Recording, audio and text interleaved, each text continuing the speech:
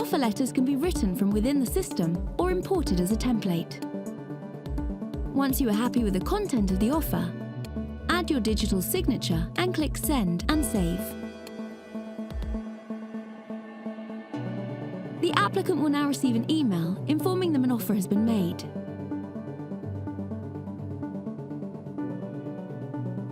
Once logged in, they can review, accept, or reject their offer.